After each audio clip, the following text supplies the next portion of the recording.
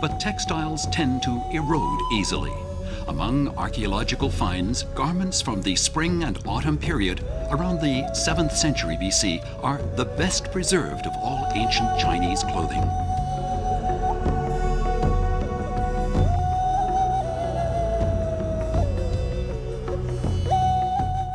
In ancient China, it was emphasized that there must be a notable difference between men and women. This notion inevitably found expression in people's clothing and costumes.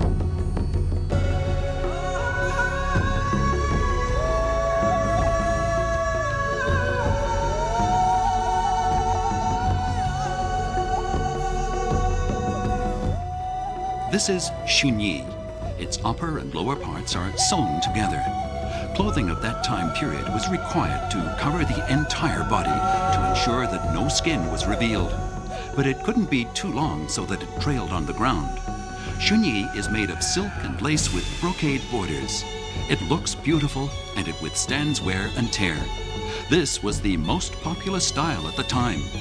Later, xunyi evolved into the robe or long gown, which is the typical form of ancient Chinese costume.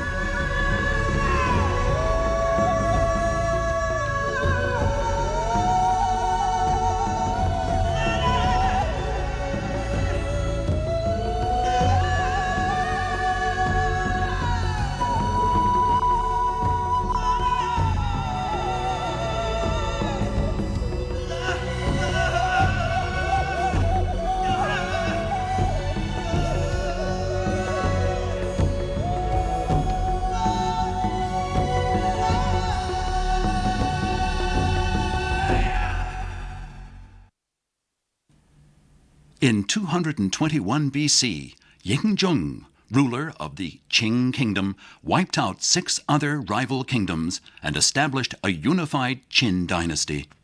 Under his rule, many different systems were unified, including writing, weights and measures, and, of course, standardized costume design and clothes.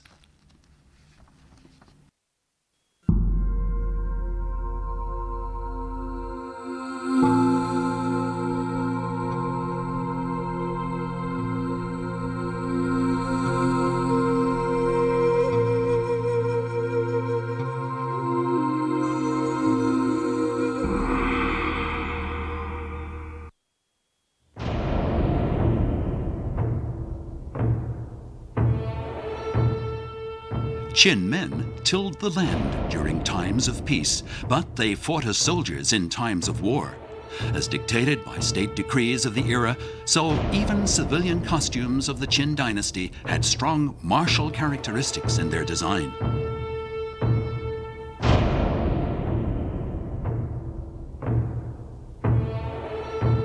In 1974, Chinese archaeologists discovered an underground army near the mausoleum of the first Qin emperor. Actually, it's an army of terracotta warriors regaled in armor from over 2,000 years ago.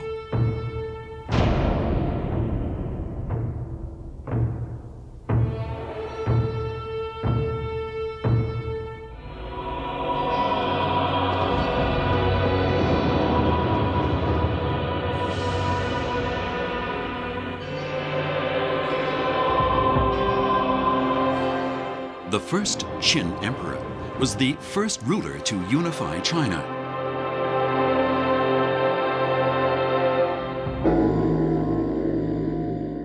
Imperial garments had images of the sun, the moon and stars, the dancing phoenix and flying dragons. The use of these images contributed to the awe-inspiring nature of imperial supremacy. The Chinese emperor was also called the Son of Heaven, meaning he ruled the country by divine mandate. The emperor's hat was round in the front and square at the back, symbolizing the round sky and the square earth. These were deeply rooted beliefs in China in ancient times. Qin soldiers' armor and garments were classified into different styles, representing different ranks. The senior general, for example, wore a double-layered robe and long trousers. He donned a deep purple hat with a string knotted under his chin. The rank and file soldiers wore only robes and short pants, but they formed an invincible contingent of remarkable fighters. The Han Dynasty, which began in 207 BC, marked a period of territorial expansion for China. And the variety of costumes grew thanks to the rise of national strength. Supported by a developed silk textile industry, vivid yet simple Han clothing was exported to the world via the Silk Road.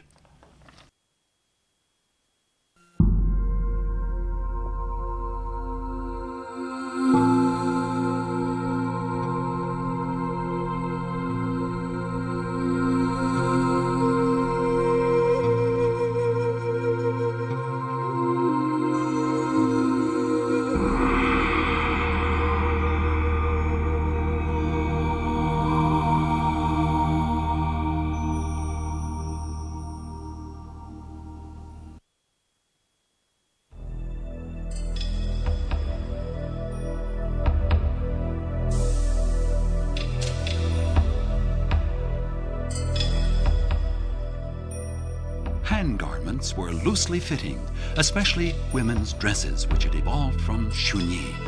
The clothing could either be left loose or tightened at the waist to accentuate a woman's shape.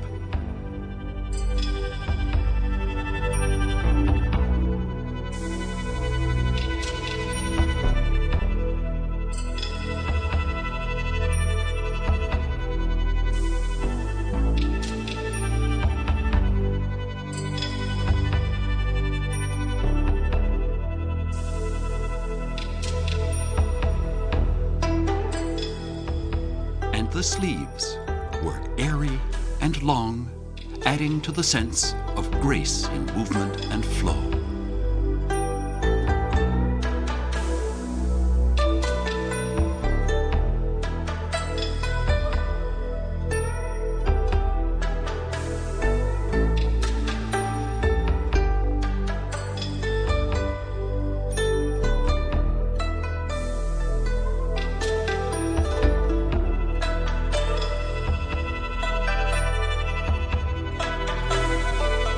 Costumes unearthed at the Han tomb in Mawangdui, Hunan province, feature varying patterns of clouds, animals, and mountains.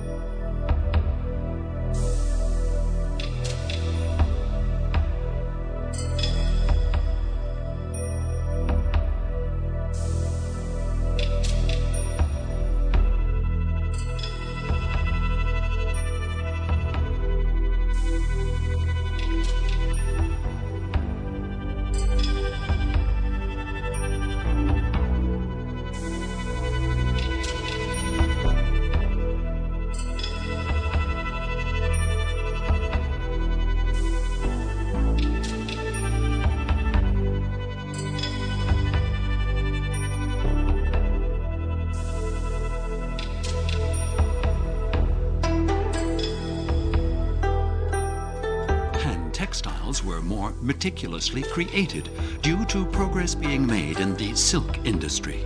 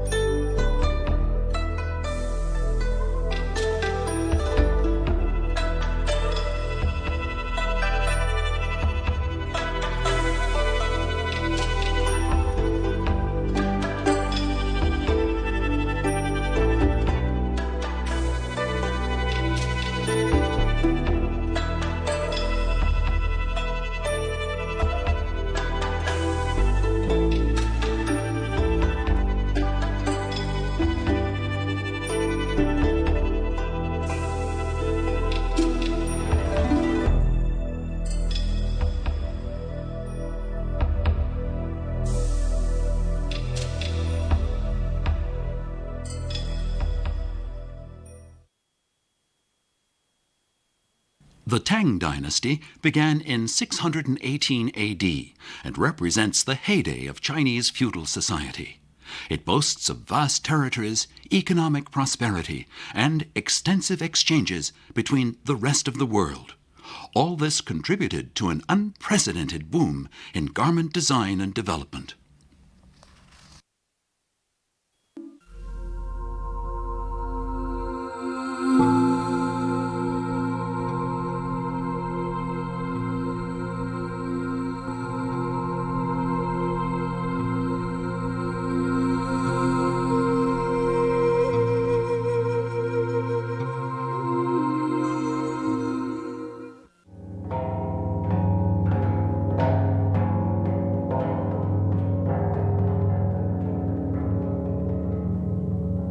Tang women no longer had to stick to traditional clothing codes. Now they could wear dresses that revealed much of their chests and arms. This was a fashion revolution rarely seen in rigidly stratified ancient Chinese society.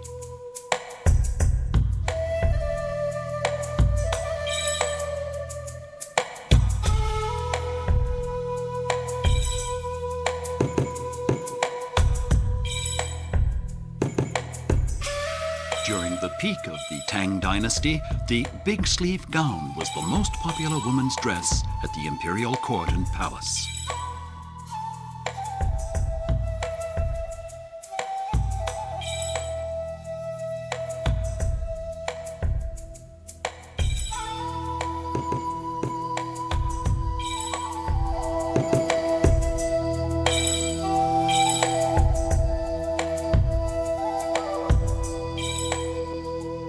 Tang people appreciated the beauty presented by plump and colorfully attired women.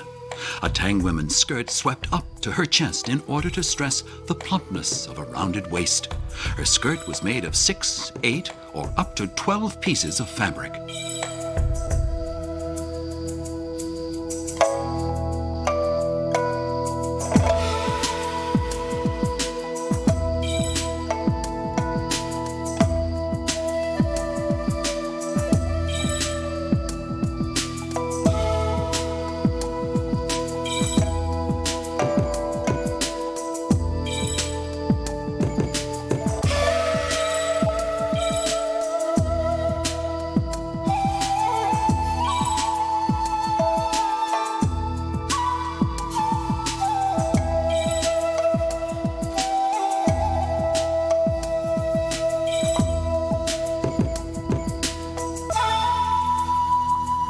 The color yellow suggested the sun, and the sun symbolized the supremacy of the emperor. So it was decreed that the color brownish yellow be exclusively used in imperial costumes. This tradition lasted until the late Qing Dynasty, 1644 to 1911 AD.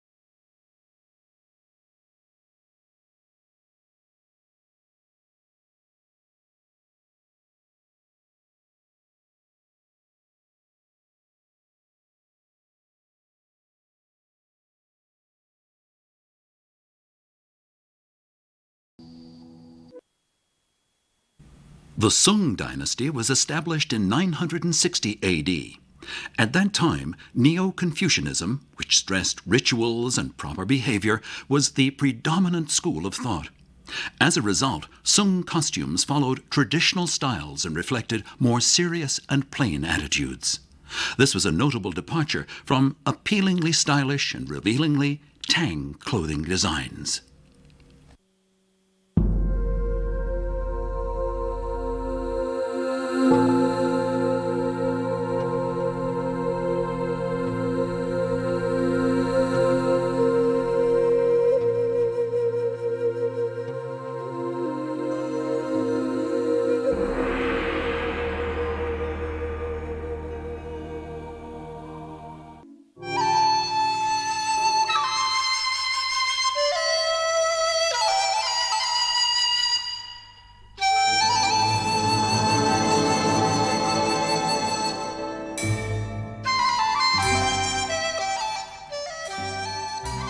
Song women wore two-piece dresses with short upper garments and long skirts.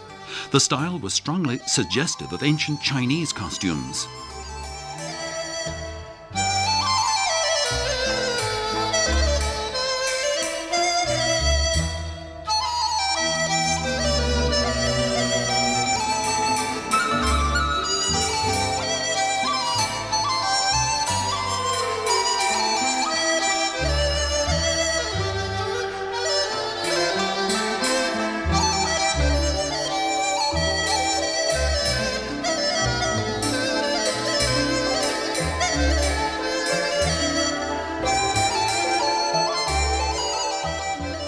Their skirts were decorated with colorful patterns, meticulously painted or embroidered. Some were sewn with pearls. Garments that were dyed with tulip root extract represented the highest level of nobility, and the pomegranate-colored skirt was regarded as the most beautiful.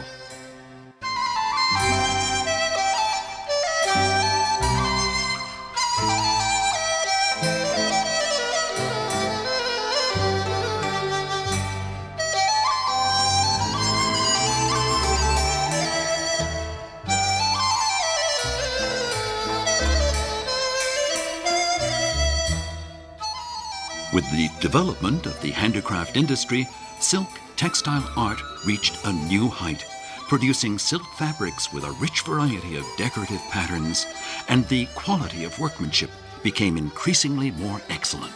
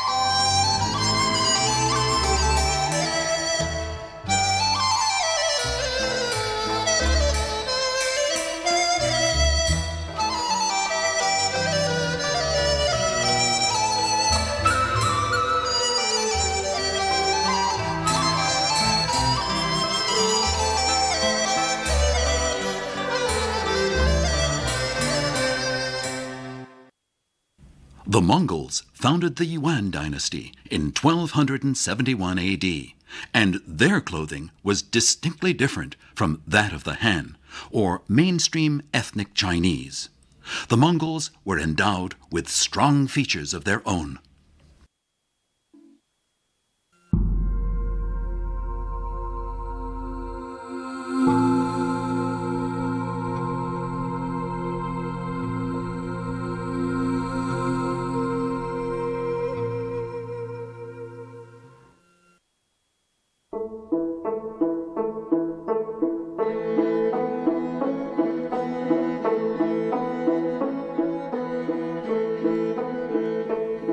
Women of Mongolian nobility wore gugu headdresses. These hats stood 70 to 100 centimeters high and had birch bark or bamboo frames.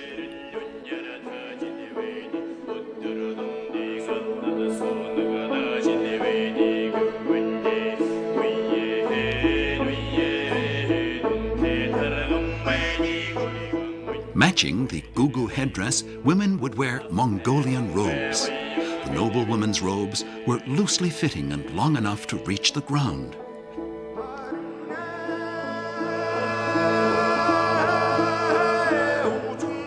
Baggy sleeves tapered off at the cuffs.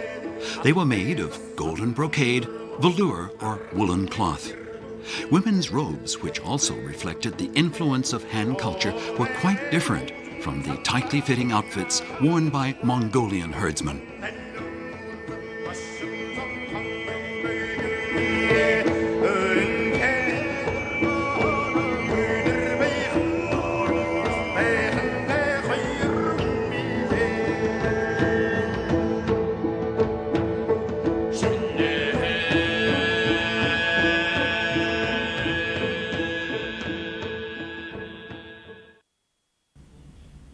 And then came the Ming Dynasty, which began in 1368 AD.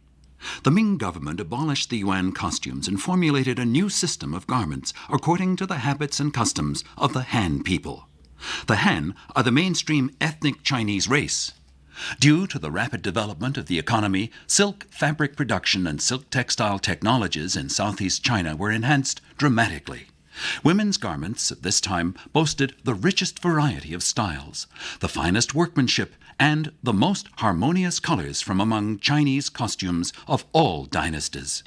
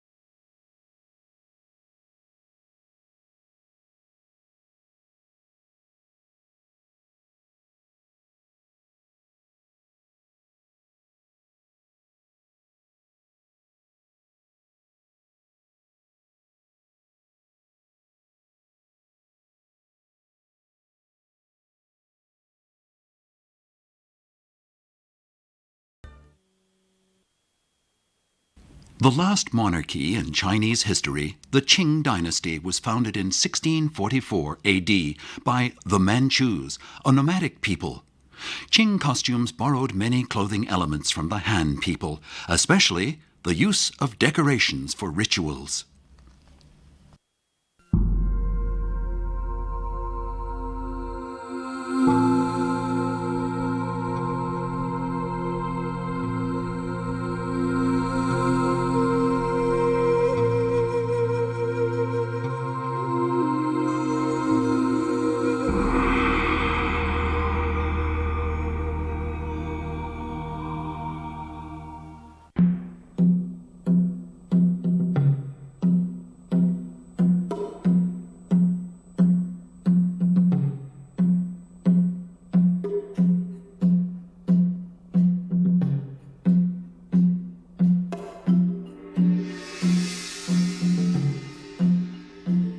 Manchu women wore wooden-soled shoes with the high heels in the middle of the soles.